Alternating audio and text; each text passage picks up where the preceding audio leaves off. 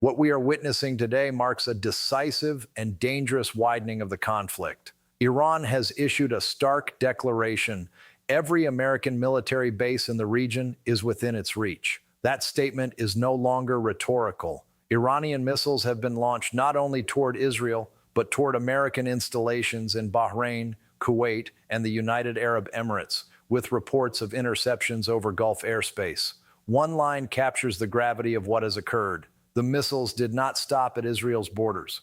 That single fact alters the strategic picture entirely. Following the initial American and Israeli strikes on Tehran, the assumption across diplomatic and military circles was that Iran's retaliation would remain focused on Israel itself. That expectation was not unreasonable.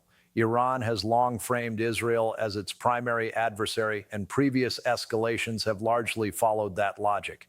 What was not anticipated, or perhaps what many feared but hoped would not happen, was a coordinated Iranian missile campaign aimed at the sovereign territory of Gulf states that are not combatants in this war. Yet that is precisely what has occurred.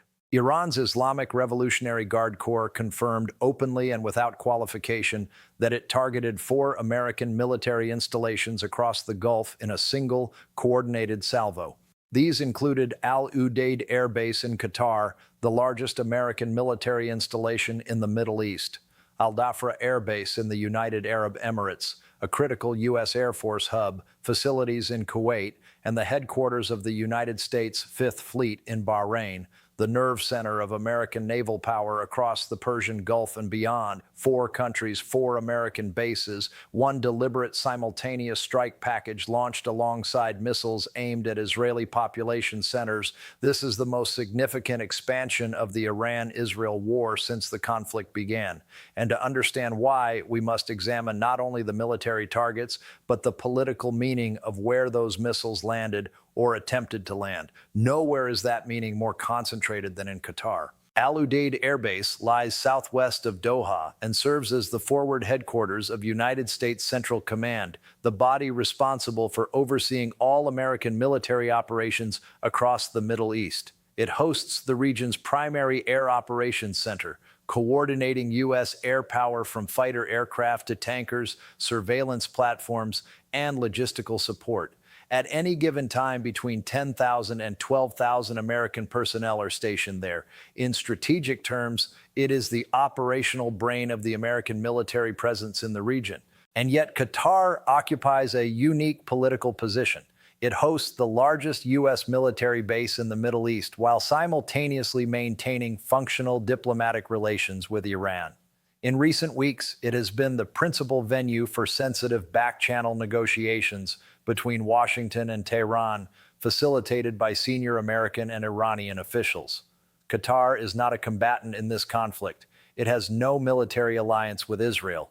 It has not participated in any strike on Iranian territory. Nevertheless, Iranian ballistic missiles were fired toward Qatari soil. The Qatari Defense Ministry confirmed that its Patriot missile defense systems, operating in coordination with American forces, intercepted the incoming missiles before they reached their targets. Militarily, the defense worked. The missiles were stopped. Politically, however, the impact was far from neutralized. Shortly afterwards, Qatar's foreign ministry issued a second statement, one notable not for its restraint, but for its unusually forceful language. The attack, it said, constituted a flagrant violation of Qatar's sovereignty, its airspace, international law, and the United Nations Charter. Crucially, Qatar declared that it reserves the right to respond directly in a manner proportionate to the nature and scale of the aggression. This is not routine diplomatic phrasing. It is a formal reservation of the right to retaliate. For a state that has carefully cultivated a role as mediator, hosting dialogue even between sworn enemies, this represents a profound shift. Qatar maintains full diplomatic relations with Iran. It hosts Hamas's political leadership. It has repeatedly positioned itself as neutral ground in regional crises. And yet, in the wake of Iranian missiles entering its airspace, Doha is now openly signaling that it may respond in kind. That alone tells us how serious this escalation is. And Qatar is not alone. The United Arab Emirates now finds itself confronting a similar reality. one that carries its own distinct and far-reaching consequences. The situation in the United Arab Emirates adds another deeply consequential layer to this escalation. Explosions were reported in Abu Dhabi, the UAE's capital, confirmed by journalists on the ground. Further detonations were then reported in Dubai. Residents across both cities described hearing blasts, while video footage of Emirati air defense systems intercepting incoming threats spread rapidly across social media platforms. Within hours, Iran's Islamic Revolutionary Guard Corps confirmed that it had deliberately targeted Al Dhafra Air Base, located south of Abu Dhabi. Al Dhafra is not a peripheral installation. It is home to the United States Air Force's 380th Air Expeditionary Wing and serves as a critical hub for American air operations. The base houses fighter aircraft, strike platforms, reconnaissance systems, drones, tanker aircraft, and large fuel and ammunition depots. It is also co-located with the UAE Air Force, making it a shared strategic asset, and by extension, a shared risk. In response, the United Arab Emirates took the extraordinary step of closing its airspace. This was not a routine precaution or a limited rerouting measure. It was an emergency shutdown across the country, described by Emirati authorities as an exceptional response to regional security threats. The U.S. Embassy in Abu Dhabi immediately ordered all staff to shelter in place. The U.S. consulate in Dubai issued the same directive. American citizens across the Emirates were advised to seek secure shelter, maintain essential supplies, and remain alert for further developments. What this means in practical terms is difficult to overstate. The UAE is one of the most economically significant states in the Middle East. With an annual GDP of over $400 billion, it hosts the world's busiest international airport in Dubai and sits at the center of global trade routes that move trillions of dollars in goods each year. And yet, within hours, the country found itself under emergency conditions. Commercial aviation ground to a halt. Flights to Iran, Iraq, and multiple regional destinations were canceled. Major transit hubs diverted aircraft mid-flight. Airspace that normally functions as a global crossroads was suddenly operating under the assumptions of a war zone. This was not collateral disruption. It was the direct consequence of a deliberate Iranian decision. And precision matters here. Iran did not accidentally fire missiles in the general direction of the Gulf while aiming elsewhere. The IRGC publicly named its targets: Al Udeid, Al Dhafra, Al Salem, the Fifth Fleet. These were not errors in targeting data or miscalculations under pressure. They were selections drawn from a list of American military installations developed over years of contingency planning. Iran looked at the map of U.S. military power in the Gulf and systematically assigned missiles to each location. This marks a critical departure from Iranian behavior during the last major escalation in June 2025. Then, when Iran launched missiles toward Al Udeid in retaliation for American strikes on its nuclear facilities, it gave advance warning. Qatar was notified. So were Washington, London, and even Beijing. Airspace was closed in advance. Aircraft were dispersed. Personnel were moved into hardened shelters. The strike was choreographed to send a message without causing casualties. That choreography was deliberate. Analysts at the time concluded that Iran had carefully managed the escalation to avoid triggering a broader conflict. This morning, that restraint was absent. There was no warning to Qatar, no notification to the UAE, no diplomatic message indicating missiles were inbound with time to prepare. When the U.S. Embassy in Qatar issued its emergency alert at 6 o'clock local time, it was not a measured advisory. It was a blunt, urgent message. Missile strikes imminent. Duck and cover. Shelter in place. That is crisis communication delivered minutes before impact, not hours. It reflects a fundamental shift in posture. 5 days before today's strikes, a senior analyst on Iranian strategy publicly warned that Tehran was signaling a move toward a far less constrained approach to retaliation. His assessment was that Iran was preparing to act without the political safety rails it had previously observed. This morning, that assessment was borne out. Missiles over Doha, smoke over Abu Dhabi, explosions reported in Dubai. And with that, the focus shifts to Bahrain. The point at which this escalation moves from symbolic signaling to concrete, potentially operational damage. Bahrain is where this escalation becomes most tangible. The headquarters of the United States Fifth Fleet is located in the Jaffa district of Manama, the Bahraini capital. This is not a symbolic target. The Fifth Fleet serves as the operational command center for all U.S. naval forces across the Persian Gulf, the Arabian Sea, the Red Sea, and large portions of the Indian Ocean. It coordinates carrier strike groups, guided missile destroyers, submarines, and maritime patrol aircraft across an enormous theater of operations. In strategic terms, it is the nerve center of American naval power in the region.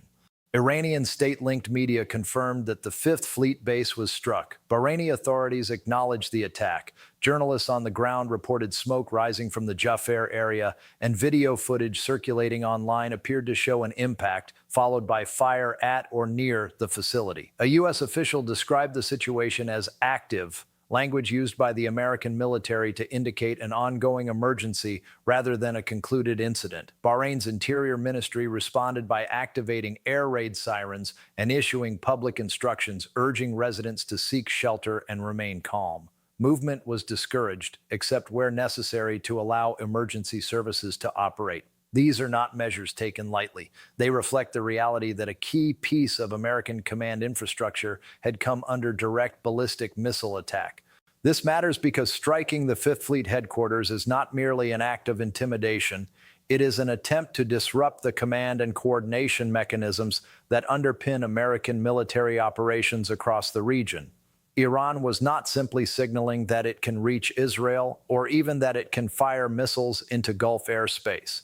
It was demonstrating that it can place munitions on the buildings from which U.S. naval operations against Iran itself are directed. Taken together, Qatar, the UAE, Bahrain, and Kuwait, these strikes form a coherent strategic message. Iran made this choice while it was already absorbing heavy American and Israeli attacks on its own territory, including strikes on its capital, military installations, naval facilities, and critical infrastructure. This was not a panicked reaction. It reflects long-standing Iranian doctrine. For years, the Revolutionary Guard has argued that American bases in the Gulf are not strengths, but vulnerabilities. Tens of thousands of U.S. personnel are stationed not on American soil, but within small Gulf states with civilian populations and fragile internal balances. These bases depend on uninterrupted supply lines through narrow maritime choke points. Iran's missile program was designed over decades to hold precisely these assets at risk. The message delivered this morning was not articulated in a speech. It was delivered through the act of firing. You struck our capital. You struck our leadership compounds. You struck our ports and naval bases. In response, we have demonstrated that every Gulf state hosting American military power now sits inside our targeting envelope. That is the calculation Iran wants regional leaders to confront. The question facing governments in Riyadh, Abu Dhabi, Doha, Manama, and Kuwait City is no longer theoretical. It is whether continuing to host American forces is worth becoming a frontline target in a war they did not choose.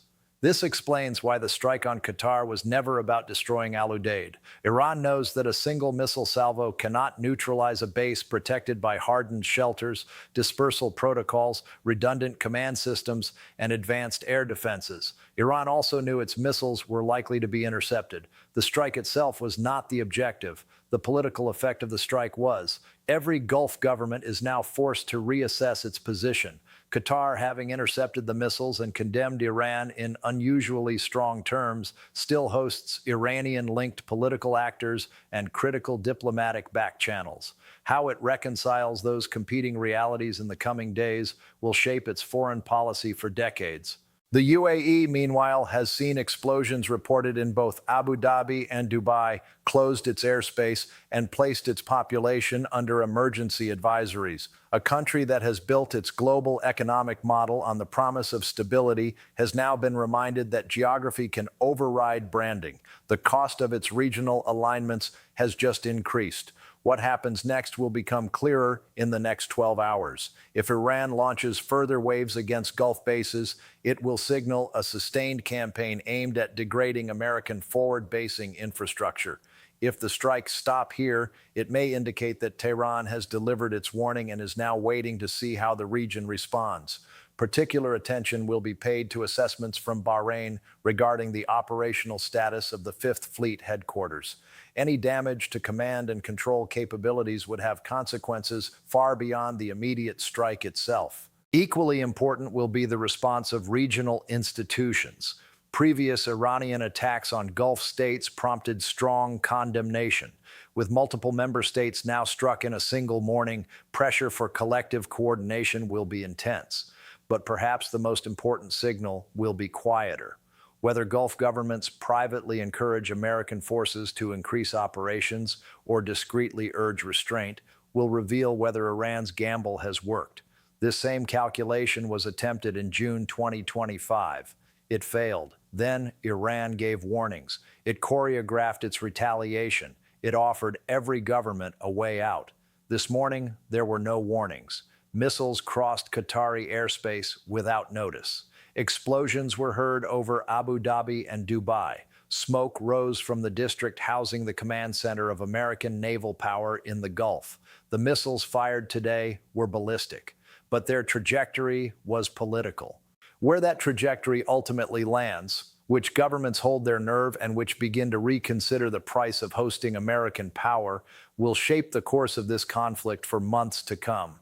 Iran has made clear that, in its view, there are no red lines left. The United States and Israel have crossed them all. Qatar learned what that means this morning. The United Arab Emirates learned it this morning.